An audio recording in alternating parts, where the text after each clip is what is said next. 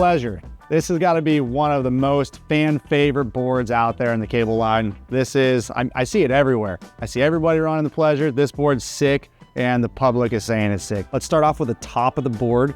One thing is the grab rails actually go very far on this. And one, it's because we needed something to stiffen up that board. This is one of the thinnest boards in our cable collective line, which means it's just super flexy.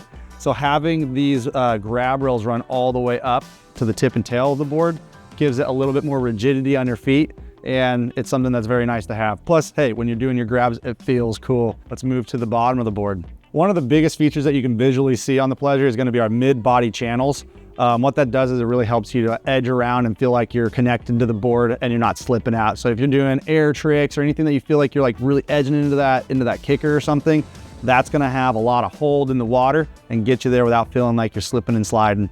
One of the biggest features that make this board really forgiving is gonna be our 360-degree beveled edge that we have that runs all the way around the whole entire board.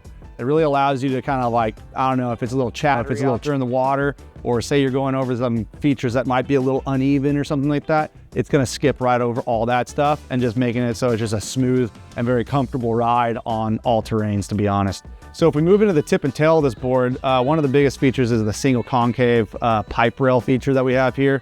Again, it's just though you have a lot of connection to that rail, we wanted to make this board just super user-friendly and really feel connected to whatever surface you're riding. So that allows it to really lock into those pipe rails and feel like you're not kind of slipping off to the side. You can just, once you're locked in, hopefully you're teed up, you know, keep that thing teed up and it's running straight. So the thing that makes this board extremely unique in our line is how narrow the board is from the sides. It's narrow all the way through. It kind of rides small, which is kind of goes into that riding a bigger size theory that a lot of people are doing.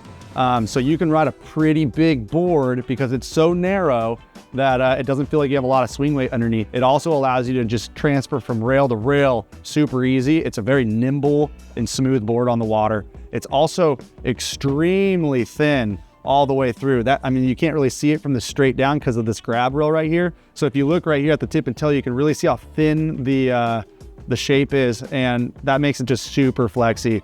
Going into the durability of this wakeboard, it has an ABS sidewall that goes all the way 360 degree around the board. It, you know, you can give it a beating and it's gonna keep on going. So that's a nice thing to have. And then we also have, in the bottom of our board, all the bases are centered bases, which is the strongest material that we have in our space. So it's bomb-proof. It's built to shred. So when we talk about sizes, this is where that whole sizing up kind of concept comes in. The board starts at a 144, which sounds big, but it rides small. So if you're like normally riding a 144, you'd want to size up. This goes from a 144 to a 148 to a 152 to a 156. This is just, yeah, super fun board to get out there on the water. And yeah, we hope to see you guys out there shredding it. So it's the Pleasure. We'll see you out there.